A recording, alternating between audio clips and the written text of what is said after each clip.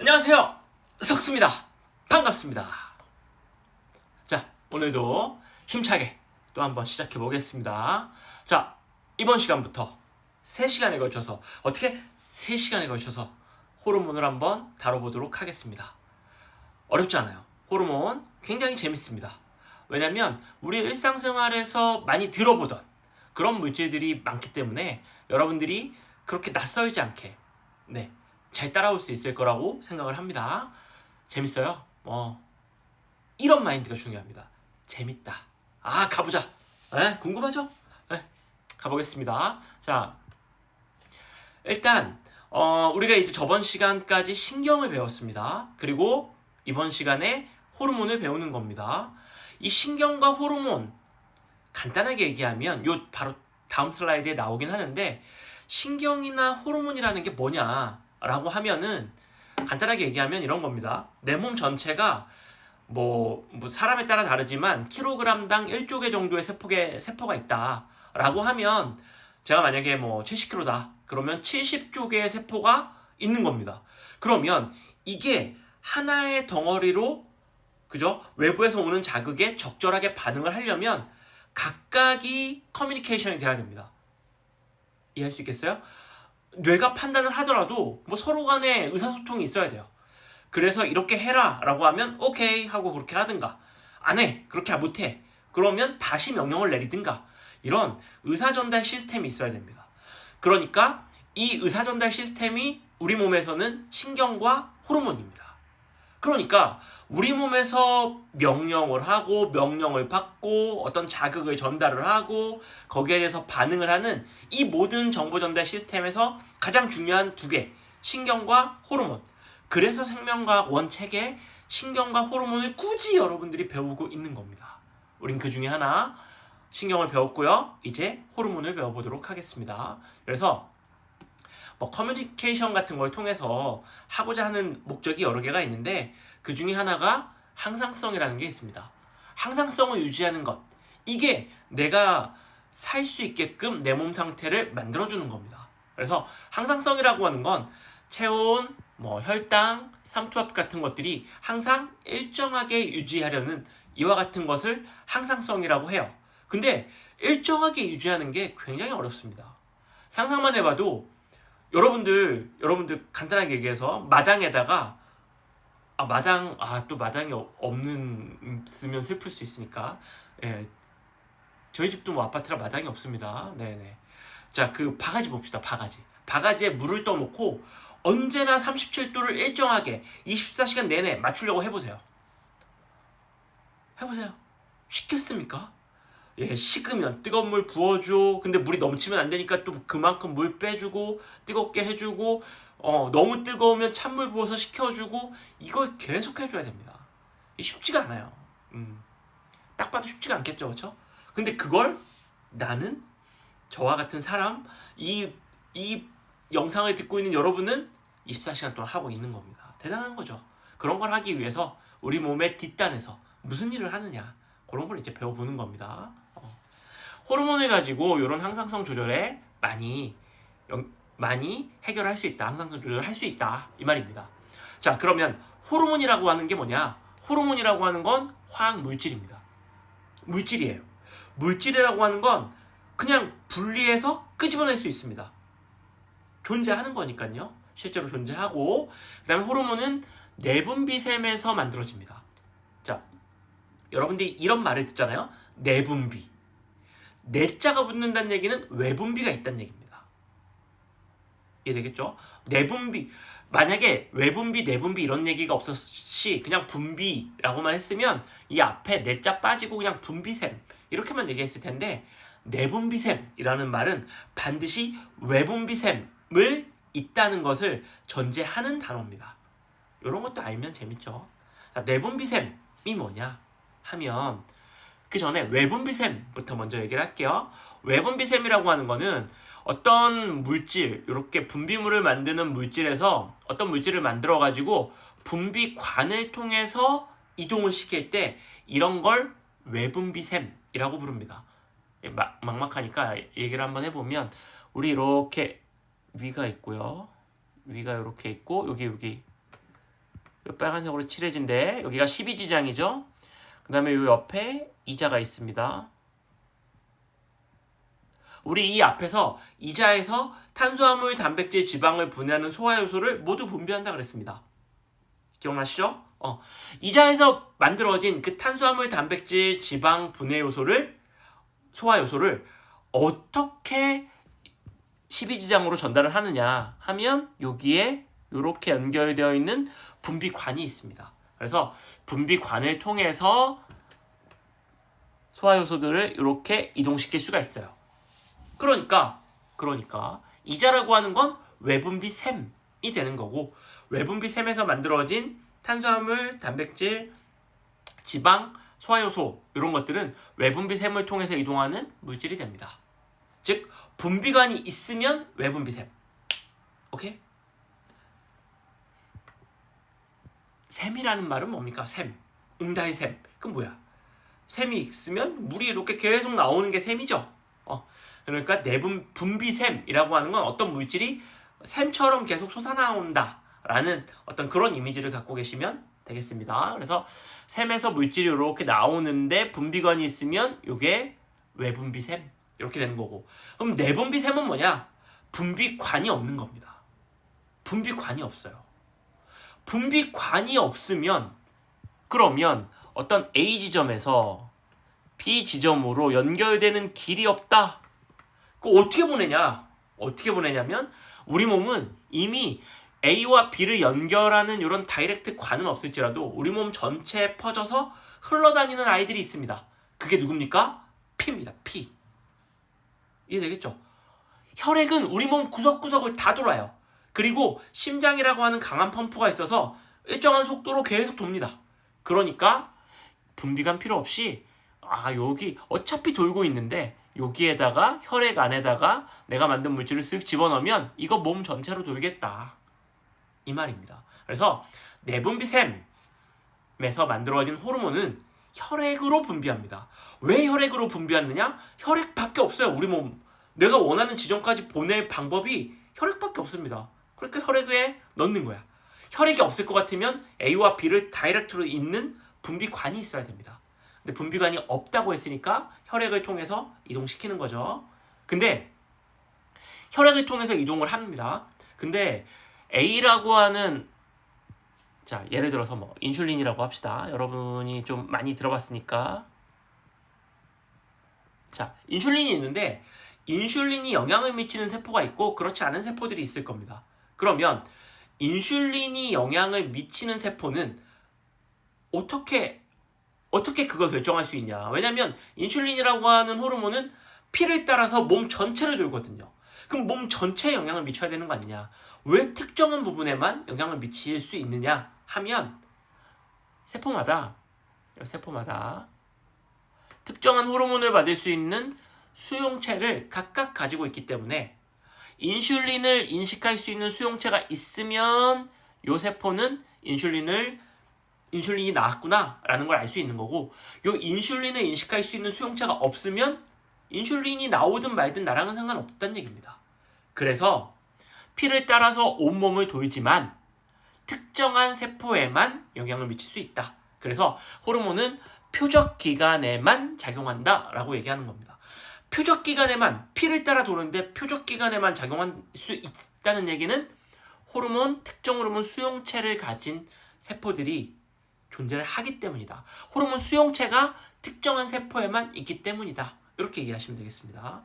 되겠죠? 그리고 호르몬은 적은 양으로 생리 기능을 조절합니다. 많아도 문제고 적어도 문제입니다.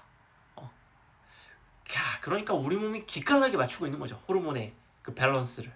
그죠? 어떻게? 밸런스를. 자, 척추동물은 또 종특이성이 없습니다. 즉 호르몬은 종마다 별 차이가 없어요. 모양과 기능이 큰 차이가 없어요. 그래서 옛날에 생물공학 기술이 발달하지 않았을 때는 인슐린이 없을 때 어떻게 했냐면 돼지를 잡았습니다. 돼지를 잡아서 돼지 이자에서 인슐린을 끄집어냈어요. 그래서 그 인슐린을 주사로 맞았습니다. 그러니까 옛날에는 인슐린 값이 비쌀 수밖에 없었죠. 인슐린 값이 돼지 값이니까. 그죠? 이해되겠죠? 근데 요새는 세균이 만들어냅니다. 요거는 궁금하시죠? 궁금하시면은 생투를 들어주시면 되겠습니다. 자, 됐죠? 종특이성이 없어서 니꺼 내꺼 없이 척추동물이라면 뭐 소의 호르몬이든 돼지의 호르몬이든 갖다 쓸 수가 있다 이 말입니다. 좀 신기하죠? 그 다음 호르몬은 어디서 이 분비할지 말지를 판단하냐? 간내의 시상하부가 이 호르몬 조절의 메인 중추가 됩니다. 되겠죠? 시상하부, 뇌하수체 이 세 개를 묶으면 간내가 됩니다. 그래서 간내가 호르몬 조절의 중추다. 오케이? 됐죠? 자, 앞에서 이게 이제 처음에 개념을 잘 잡기 위해서 말이 좀 길어졌는데 호르몬이라는 게 왜 필요하고 신경이라는 게 뭐고 내분비샘이 뭐고 외분비샘이 뭔지 여기에 대한 개략적인 개념을 여러분이 가질 수 있으면 좋겠습니다. 자, 다음 넘어갈게요. 자, 호르몬과 신경 이렇게만 하고 쓱 넘어가서 다른 거 바로 들어가면은 너무 또 제가 또 친절하지 않은 선생님이 될 수 있잖아요. 그래서 친절한 카리스웍스는 정리 한번 하고 갑니다. 어떻게 해요? 정리 한번 갑시다. 자, 호르몬과 신경. 호르몬과 신경이 어떤 차이가 있냐? 왜 우리는 정보 전달하는데 두 개나 있어야 되느냐? 이거죠. 되겠죠? 딱 봐도 신경은 빠릅니다. 호르몬은 느려. 왜냐면 피를 따라 도는 거하고 전선으로 연결돼서 전기 신호로 가는 거하고 차이가 많이 나겠죠, 그렇죠? 그래서 속도적으로만 보면 신경이 압도적으로 빠릅니다. 그러면 여러분의 생각에는 빠르니까 신경만 있으면 되지 않냐? 왜 굳이 느린 호르몬이라는 게 또 있어가지고 우리를 이렇게 골치 아프게 하느냐 할 수 있는데 보시면 신경은요 이렇게 여러분들 그 앞에서 배웠듯이 이렇게 해서 흥분의 전도가 쭉 한 번 지나가면 쭉 지나가서 몇 미리세컨이 지나면 끝나죠. 움직였어요. 끝났죠. 내가 계속 움직이고 싶어. 그럼 어떻게 합니까? 계속 신호를 보내야 됩니다. 이게 문제야. 일시적입니다, 효과가. 근데 호르몬 같은 경우는 물질이라고 그랬잖아요. 그래서 어떤 물질입니다. 자, 호르몬이 이런 물질이야. 그러면 이 물질이 피 따라서 계속 도는 겁니다. 근데 이 물질이 완전히 분해될 때까지는 계속 영향을 미칠 수 있겠죠. 그죠? 이거 분해될 때까지. 그러니까 굉장히 효과가 지속적이다. 뭐가 좋냐 이게? 뭐가 좋은지 간단하게 예를 들어 볼게요. 자, 우리 이제 이 뒷장에서 또 얘기를 하겠지만, 자, GH, 그로스 호르몬 있어 보이죠? 성장 호르몬입니다. 자, 여러분의 키가 큰다. 어디가 큽니까? 내 키가 10cm 컸다. 뭐가 10cm가 큽니까? 머리만 10cm가 이렇게 자랍니까? 손가락은? 발가락은? 그럼 내 갈비뼈, 종아리뼈, 허벅지뼈 다 늘어나야 됩니다. 뼈만 늘어납니까? 피부 거죽은 뼈만 늘어나면 피부 거죽은 찢어집니까? 아니죠. 몸에 있는 모든 곳에 영향을 미쳐야 뼈도 늘어나고 피부도 늘어나고 뭐 눈도 커지고 귀도 커지고 다 커져야 됩니다. 이걸 신경으로 컨트롤한다고 해보세요. 그러면 몸 전체 신경이 24시간 계속 신호를 보내줘야 됩니다. 근데 키가 24시간 지나면 쭉쭉 큽니까? 아니죠. 네. 그러니까 이렇게 꾸준하고 지속적이고 몸 전체에 작용을 해야 되는 거면 호르몬을 갖고 있는 게 좋습니다. 그리고 여기 보시면 호르몬은 혈액을 따라 돌기 때문에 몸 전체에 영향을 미칠 수 있습니다. 이게 이렇게 쭉 지나다니면서 여기도 다 영향을 미칠 수 있어. 그리고 또 밑에 있는 애들은 영향 안 미칠 수도 있습니다. 왜냐면 밑에 있는 애들은 요거에 대한 수용체가 없다면 갔는지도 나왔는지도 모릅니다. 수용체가 없으면. 그러니까 작용 범위도 넓고 효과도 지속적이고 좋은데 느려. 이게 또 그래서 호르몬만 있으면 안 됩니다. 공이 날라와요. 근데 이제 이걸 시각자극이 판단해서 뇌에서 피하라라고 명령 내리고 호르몬 만들어서 피 속으로 보내면 피가 따라 돌면서 근육세포한테 영향을 줬으면 이미 죽습니다. 이미 죽었어. 네. 트럭 달려오는데 호르몬 분비해가지고 피로 돌리고 그때서야 근육이 움직이면 이미 저는 없죠. 그러니까 두 가지가 필요한 겁니다. 빠르고 일시적이지만 영역도 좁고, 그죠?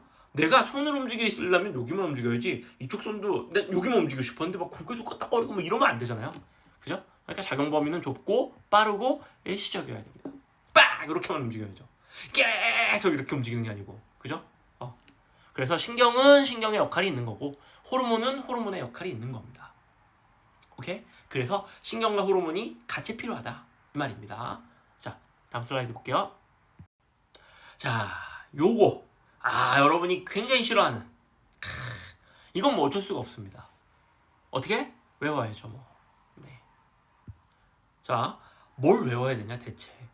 이름, 약자, 영어 약자, 분비되는 장소, 기능. 즉 요거 다 외워야 됩니다. 그래봤자 몇 개입니까? 하나, 둘, 셋, 넷, 다섯, 여섯, 일곱, 여덟, 아홉, 열, 열하나, 열두, 열셋, 13개인데 뭐 요거는 뭐 이렇게 요거는 이미 여러분들도 잘 알고 있잖아요. 이상하게 요 성호르몬 이런 거는 선생님들이 설명 안 해도 애들이 잘 까먹지도 않아요. 이름도 되게 어렵거든요. 테스토스테론 이런 거 어려운데 까먹지도 않아요. 그죠? 빼면 11개입니다. 학급에 친구가 30명. 좀 작은 학교에도 11명은 있죠. 친구 이름도 외우는데요. 그렇죠? 이런 거는 뭐 더 쉽게 외울 수 있습니다. 자, 한번 가볼게요. 외우려면 어떻게? 자꾸 불러줘야 됩니다. 불러줘야 돼. 자, 일단 어디서 나오냐? 뇌하수체에서. 뇌하수체에서 여기가 시상하부고요. 여기가 뇌하수체입니다. 뇌하수체는 두 가지가 있어요. 여기가 전엽이고요. 여기가 후엽입니다. 근데 전엽과 후엽은 구조적으로 조금 달라요. 여기 보시면 전엽은 따로 떨어져 있습니다. 이렇게. 예, 따로 떨어져 있고요. 후엽은 시상하부에서 신경이 이렇게 연결되어 있습니다. 이게 이제 세모에서 자세히 나오진 않는데 조금 더 자세히 말씀드리면 뇌하수체 후엽은 시상하부에서 만든 요 신경 전달 물질을 모아 놓는 그와 같은 기관이요. 이 신경 전달 물질이 호르몬의 기능을 하거든요. 자, 그래서 요걸 이제 신경 호르몬이라고 표현합니다. 그래서 뇌하수체 후엽에서 만들어지는 이 호르몬은 엄밀하게 얘기하면 후엽에서 만드는 게 아니고 시상하부에서 만들어가지고 후엽에 저장해 놨다가 필요할 때 쓰는 겁니다. 이건 마치 쓸개즙에서 쓸개를 만드는 게 아니고 간에서 만들어서 쓸개에 저장해 놨다가 필요할 때 쓸개즙이 분비해서 쓸개가 분비해서 쓸개즙을 쓰는 것처럼 시상하부에서 만들어서 뇌하수체 후엽에 저장해 놨다가 필요할 때 분비해서 쓰는 것. 이게 이제 후엽이고요. 전엽은 앞에서 우리가 봤었던 내분비샘의 전형적인 그와 같은 역할을 합니다. 여기서 직접 만들어가지고 혈관으로 분비해서 나가는 이와 같은 거예요. 근데 뭐 그래서 구조를 보면은 이 후엽은 여기 연결이 되어 있어요. 그래서 이거 모식도로 그리면은 요게 후엽이랑 요렇게 후엽 요렇게 그리면 이게 A 이게 B라 그러면 A가 뭐가 됩니까? 여기가 후엽이야. 왜? 시상하부랑 연결되어 있으니까. B는 떨어져 있죠. 전엽입니다. 우리가 보통 시험 문제에서 헷갈리려고 여기가 앞에 뒤에 이렇게 그리지만 시상하부랑 연결되어 있으면 후엽, 떨어져 있으면 전엽입니다. 자, 그래서 전엽에서 뭐가 나오냐? 생장호르몬. 생장호르몬 하는 일이 뭐겠습니까? 생장을 촉진하겠죠. 그렇죠? 갑상샘 자극 호르몬. 갑상샘 어딨냐? 여기 있습니다. 여기 있어요. 갑상샘 뭐를 하느냐? 이 이름 보세요. 갑상샘을 자극하는 호르몬. 그러면 갑상샘을 자극하는 호르몬이니까 얘가 하는 일은 갑상샘을 자극할 겁니다. 그죠? 그럼 갑상샘을 자극하면 무슨 일이 일어나느냐? 갑상샘에서 티록신이 분비됩니다. 그래서 갑상샘을 자극하면 티록신의 분비가 촉진됩니다. 자, 그리고 부신 겉질 자극 호르몬. 겉질이 있다는 얘기는 겉에 뭔가가 있다는 얘기는 속질도 있다는 얘기죠. 그죠? 그래서 부신 겉질이 있고요. 부신 속질이 있습니다. 그 중에서 부신 겉질을 자극하는 호르몬. 그러면 부신 겉질에서는 뭐가 나오느냐? 코르티코이드라고 하는 호르몬이 분비됩니다. 그래서 부신 겉질을 막 자극해. 그럼 부신 겉질에서 코르티코이드가 막 분비돼. 요겁니다. 갑상생 자극 호르몬 TSH라 부르고요. 부신 겉질 자극 호르몬 ACTH라 부릅니다. 자, 그다음 요 정도 기억하시면 됩니다. 생식샘, 우리가 또 생식 요 자극 호르몬 요런 거는 잘 나오지 않습니다. 네, 요거는 제가 연말에 따로 한번 가겠습니다. 진하게. 네, 기대하세요. 진하게 한번 가볼게요. 자, 후엽은 항이뇨 호르몬, 항이뇨, 항자, 안티입니다. 안티, 대항하다. 이뇨, 오줌 싸는 거. 오줌 싸는 거에 대항하는 호르몬. 이게 뭔 소리입니까? 오줌 싸는데 왜 거기에 대항합니까? 오줌이 나오지 않게 하는 호르몬입니다. 오줌이 왜 안 나오게 합니까? 오줌을 왜 안 나오게? 오줌으로 나갈 물을 재흡수해버리는 거야. 그러니까 오줌량이 적어지니까 오줌이 안 나오죠. 오줌은 왜 나옵니까? 방광이 있으면 방광 안에 오줌이 차서 방광이 이렇게 늘어나야 오줌마를 하고 화장실 가서 쭉 오줌을 싸는 겁니다. 근데 소변이 될 그 원료에서 물을 쫙 잡아 뽑기 때문에 오줌이 많이 안 만들어져. 그래서 오줌을 잘 안 싸게 하는 호르몬이다 라는 의미입니다. ADH고요. 후엽에서 분비됩니다. 요건 저녁, 요건 후엽 기억하시고요. 옥시토신, 자궁수축, 출산할 때 엄청난 양이 분비되는 것 같은 호르몬이고요. 안락함, 신뢰감, 사랑도 사랑의 단계에 따라서 분비되는 호르몬이 좀 다르긴 한데, 요거는 이제 안정적인 후반부, 찐사랑, 그죠? 의리, 요럴 때 많이 분비되는 호르몬이긴 합니다. 할 게 많네요. 사랑 호르몬도 좀 재미가 있는데, 네, 일단 옥시토신은 후엽에서 분비되고 자궁수축. 자, 갑상샘에서는 티록신이 분비됩니다. 티록신은 누가 분비하게 한다고요? 뇌하수체 전엽에서 분비되는 갑상샘 자극 호르몬이. 자, 티록신은 하는 일이 뭐냐면 물질 대사를 촉진합니다.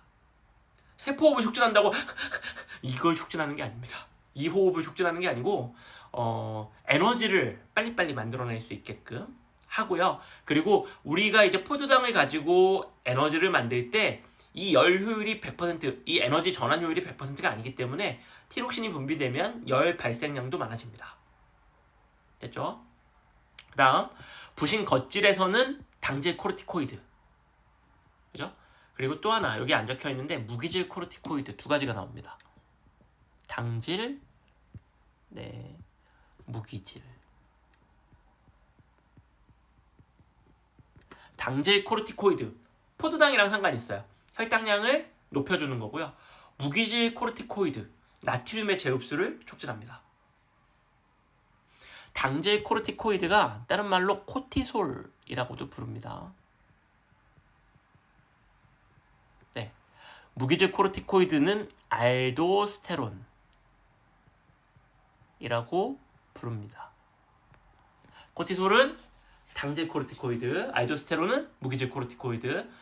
무기질 코르티코이드는 무기염류, 즉 나트륨의 재흡수를 촉진한다. 되겠죠?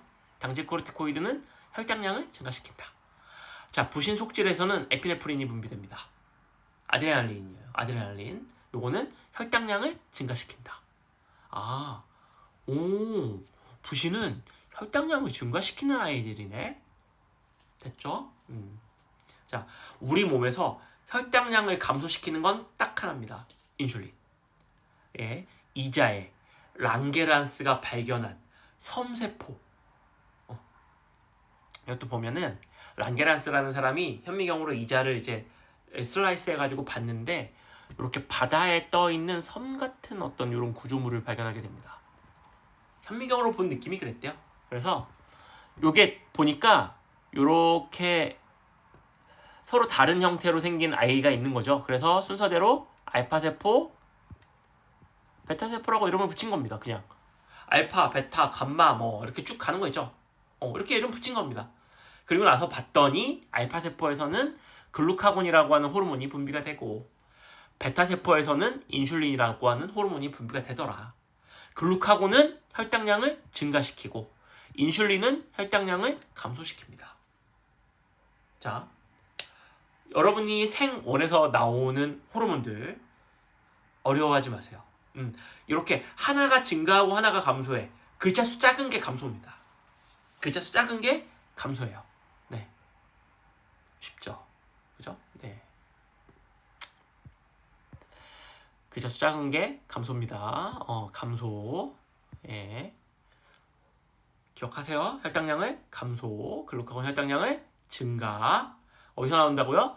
이자의 알파세포, 이자의 베타세포에서는 인슐린. 요거는 인슐린과 글루카곤은 요 뒷부분 혈당량 조절해서 한 번 더 자세하게 다루도록 하겠습니다. 정소에서는 테스토스테론, 난소에서는 에스트로겐이 분비가 됩니다. 그리고 에스트로겐과 에스트로겐과 테스토스테론은 남성과 여성 둘 다 가지고 있습니다. 남성도 둘 다 가지고 있고요, 여성도 둘 다 가지고 있는데 이 비율의 차이가 있을 뿐입니다. 뭐가 많이 나오느냐, 뭐 그런 거죠, 그렇죠? 자, 여기서 이제 여러분들이 특히 많이 헷갈려하는 게 요겁니다. 전엽에서 나오는 거, 후엽에서 나오는 거. 요것만 잘 구분하시면 되겠습니다. 항인효 호르몬, 옥시토신, 후엽. 이거를 기억하세요. 요게 나오는 게 후엽에서 나오는 게 몇 개 없어요. 항인효 호르몬, 옥시토신, 요 나머지 전엽, 그렇죠? TSH, ACTH 잘 기억하시면 되겠습니다. 자꾸 불러줘야 돼, 여러분. 그래야 그가 나에게 다가와서 점수가 되는 겁니다. 됐죠? 자, 다음 볼게요. 자, 이 내분비계 질환이라고 하는 건 결국 무슨 얘기냐면은 호르몬이 하는 일을 여러분이 정확하게 알고 있느냐, 이겁니다. 이거야. 호르몬이 하는 일을 알고 있느냐.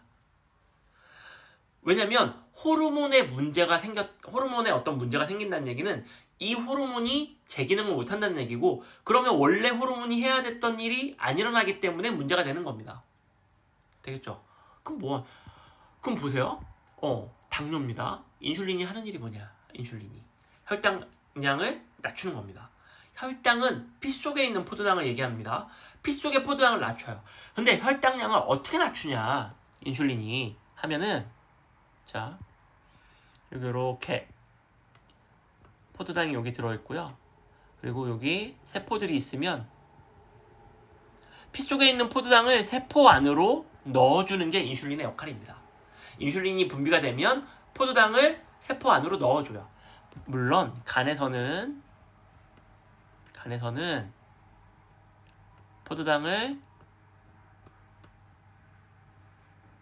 글리코젠으로 바꿉니다. 즉, 포도당을 글리코젠으로 바꿨다는 얘기는, 글리코젠은 포도당이 이렇게 여러 개가 달라붙어 있는 거거든요. 많이. 그러니까 일단 피 속에서 포도당을 없앤 거죠. 그러니까 혈당량을 낮추는 겁니다. 그래서 요렇게와 이거보다 더 중요한 건 세포 안에 포도당을 넣어주는 겁니다. 자, 근데 이게 문제가 생겼어. 이게 문제가 생겼습니다. 그러니까 포도당이 세포 안으로 못 들어가고 포도당이 글리코젠을 못 바뀌니까 피 속에 포도당이 너무 많아가지고 오줌으로 빠져나가는 거 아닙니까? 네, 이것도 간단하게만 설명하면, 우리 오줌 만들 때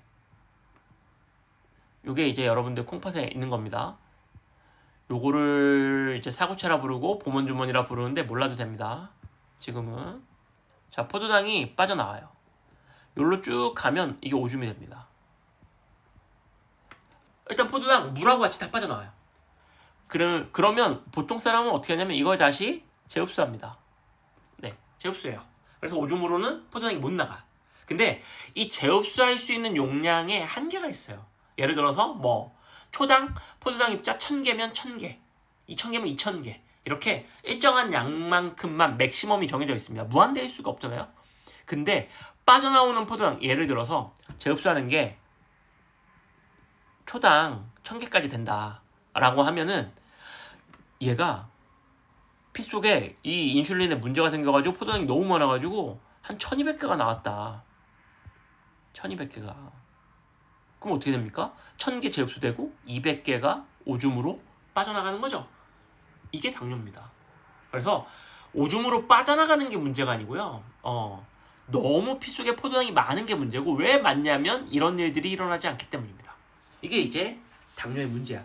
그러면 당뇨라고 하는 거는 모든 세포들이 다 약해지는 그냥 위험한 병입니다. 자, 이 당뇨병의 원인은 1형과 2형이 있어요. 1형은 이 인슐린이 어디서 나오냐면 베타세포에서 나오는데 아기 때부터 베타세포 자체에 문제가 있는 거. 그래서 인슐린이 안 만들어져요. 그러니까 인슐린이 없으니까 애초에 문제가 되죠. 인슐린이 없으니까 치료는 어떻게 하면 됩니까? 인슐린 넣어주면 되겠죠. 됐고, 2형은 뭐의 문제냐면 인슐린이 반응을 하려면 이 세포에 각각 여기에 인슐린 수용체들이 이렇게 존재를 합니다. 그래서 인슐린이 여기 이렇게 달라붙으면 포도당 들어와 이렇게 하는 겁니다. 쉽게 얘기하면. 근데 이 수용체에 문제가 있어요. 그래서 인슐린이 나와도 인슐린이 잘 반응을 안 합니다. 여기 이렇게 딱 만나야 뭔가 반응을 해서 포도당을 안으로 쭉 당기는데 요 수용체하고 인슐린하고 반응이 뜨뜻미지근해요. 이게 문제야. 그러면 이거는 인슐린이 없어서 문제가 아니기 때문에 인슐린 주사가 중요하지 않습니다. 그러니까 어떻게 합니까? 인위적으로 운동도 하고 그 다음에 먹는 음식물 속에 포도당의 양을 조절하는 식단을 가지고 치료를 하는 그런 거죠. 그리고 이와 같이 표적세포에 한번 문제가 생기면 이게 이제 인슐린 저항성이라고 얘기합니다. 인슐린이 정확하게 잘 반응하지 못하면 이거는 이제 뭐 죽을 때까지 계속 가는 겁니다. 그래서 완치라고 얘기할 수 있는 병이 아닙니다. 쉽지 않죠. 당뇨. 자, 두 번째 이름이 좀 낯설죠. 요붕. 오줌이 붕 많아. 오줌 너무 맛있어. 오줌 왜 이렇게 맛있어? 뭐가 문제입니까? ADH가 안 나옵니다. 원래 여기서 물하고 포도당 같은 거 다 빠지고 포도당도 재흡수하지만 물도 재흡수하거든요. 물도 재흡수가 돼야 됩니다. 그죠? 물도 재흡수가 돼야 되는데 항이뇨 호르몬이 안 나와가지고 물이 재흡수가 안 되니까 오줌으로 다 나가버리는 겁니다. 이게 얼마나 심하냐면요. 극도로 항이뇨 호르몬이 제대로 분비가 안 되면 하루에 한 20리터 정도의 오줌을 싼답니다. 20리터가 말이 됩니까? 1.5리터 PT로 그죠? PT로 10개를 싸면 15리터가 되니까 13개 정도? 그 정도를 오줌을 싸면 죽는 거죠, 탈수로. 그러면 안 죽으려면 그만큼 먹어야 되는데 이 문제가 심각합니다. 그죠? 항이뇨 호르몬의 문제. 그죠? 치료는 항이뇨 호르몬의 문제니까 항이뇨 호르몬을 먹으면 됩니다. 심플하죠. 그죠? 위험해. 이렇게. 문제가 아주 심각해요. 그러니까 이런 것들이 이제 뭘 여러분한테 원하는 거냐면 얘네가 하는 일이 뭐냐를 여러분들이 알고 있냐. 알고 있으면 수분이 재흡수하는 게 항이뇨 호르몬이야. 근데 항이뇨 호르몬에 결핍이 생겼대. 그래서 요봉증이라는 병이 걸린대. 그러면 요봉증이 뭐야? 재흡수해야 되는데 재흡수가 안 되니까 오줌이 굉장히 많이 만들어지겠네? 오줌으로 너무 물이 많이 빠져나가겠네? 이렇게 예측할 수 있으면 된다는 얘기입니다. 되겠죠? 다음 슬라이드 볼게요. 자, 갑상샘 기능에 문제가 생긴 병입니다. 근데 이 병은 생각보다 주변에 굉장히 흔하게 볼 수 있어요. 은근히. 갑상샘 기능 저하증 약 먹는 분도 많고 항진증의 약을 먹는 분도 많이 봤습니다. 네, 일단 봅시다. 갑상샘이라고 하는 게 뭐를 분비하느냐면 티록신을 분비하는 곳이고요. 티록신은 물질대사를 촉진하는 그와 같은 역할을 합니다. 내 몸에서 일어나는 물질대사를 원활하게 더 빠르게 일어날 수 있도록 그런 걸 도와주는 그와 같은 역할을 하는데 제가 앞에서 간단하게 뭐라 그랬냐면 물질대사를 해서 에너지도 많이 만들어지지만 열도 많이 만들어진다 그랬어요. 그죠? 왜냐면 에너지 전환 효율이 100%가 아니니까 남는 에너지 차이만큼 에너지의 40% 정도는 저장을 하고 내가 쓸 수 있는 ATP의 형태로 나머지는 열로 방출하는 겁니다. 자, 그래서 내 체온을 유지하는 데도 상당 부분 도움을 받고 있는데 그 갑상샘의 기능이 저하돼서 티록신의 분비량이 떨어지면 어떻게 되겠습니까? 열이 안 만들어지는 겁니다. 그래서 열이 안 만들어져. 그러니까 추위에 굉장히 약해집니다. 내 몸에서 열이 안 되니까 그러면 내 스스로 열을 못 만들어내면 옷을 더 많이 껴입거나 따뜻한 난로 앞에 있거나 이래야겠죠. 자, 그 다음에 물질대사가 일어나지 않기 때문에 에너지 소모가 원활하지 않아요. 포도당을 빠르게 태워서 ATP도 만들고 해야 되는데 포도당이 잘 사라지지 않기 때문에 축적이 되는 거죠. 그러니까 몸무게 늘어나는 거고요. 에너지가 많아야 파이팅도 있고 활동도 하고 강의도 찍고 사우나도 가고 그러는데 못하는 겁니다. 무기력해지고 늘어지고 침대 소파와 일심동체가 되면서 몸무게 늘어나고 막 바들바들 떨고 이게 나의 나태함이 아니고 병일 수도 있다. 되겠죠? 너무 심하면 검사 한번 해봐야 됩니다. 피 검사만 하면 됩니다. 자, 반대가 있어요. 항진증. 파이팅 너무 넘쳐. 에? 막 그 물질대사 빡빡 하니까 열이 너무 나요. 한겨울에도 막 반팔 입고 이런 분들. 체중이 올라가니까 막 땀 막 나야죠. 땀 막 나고 그리고 포도당을 얘는 너무 안 태워서 문제가 되는데 얘는 너무 빨리 태우니까 몸이 홀쑥해집니다. 그리고 에너지 레벨이 너무 높아지면 민감해져요. 예민해지고 성격적으로도 뭐 그럴 수가 있다. 네, 되겠죠? 그래서 이런 경우에 또 어떠한 현상들, 이 갑상선 기능 항진증이 모두 다 이와 같은 일이 생기진 않지만 이와 같은 병이 생기는 경우가 많이 있다라는 겁니다. 그래서 네, 요거는 한번 읽어보시면 요런 경우들이 존재를 한다. 요 그레이브스병, 눈이 이렇게 튀어나오는 그와 같은 병이거든요. 요런 것들이 갑상선 기능이 항진됐을 때, 즉 너무 티록신의 분비가 많을 때 생기는 병입니다. 자, 그러면 갑상선 기능 항진증은 티록신이 과다 분비돼서 문제야. 그럼 어떻게 하면 됩니까? 기능을 억제하는 약을 먹으면 됩니다. 갑상선 기능 저하증은 티록신이 너무 분비가 안 돼서 문제야. 그럼 어떻게 하면 되겠습니까? 티록신을 먹으면 됩니다. 네, 심플하지만. 근데 이 기능 자체가 문제가 되면 이거 계속 꾸준히 먹어야겠죠. 그죠? 네. 그러니까 지금 이런 것들이 어려운 게 아니고 요 전 슬라이드에서 나왔던 그 기능들을 여러분이 정확하게 이해하고 기억하고 있느냐 이걸 묻는 겁니다. 즉 그 기능만 정확하게 기억할 수 있으면 결핍되거나 많았을 때 무슨 문제가 있을지 충분하게 예측할 수 있습니다. 되겠죠? 네, 오늘 수업이 호르몬 처음이라서 드리고 싶은 말씀이 많아가지고 좀 길어졌는데 오늘 여기까지 하고 다음 시간부터는 구체적으로 케이스 바이 케이스 케이스별로 구체적으로 호르몬이 어떤 식으로 항상성을 조절하는지 보도록 하겠습니다. 오늘 수업은 여기까지. 안녕.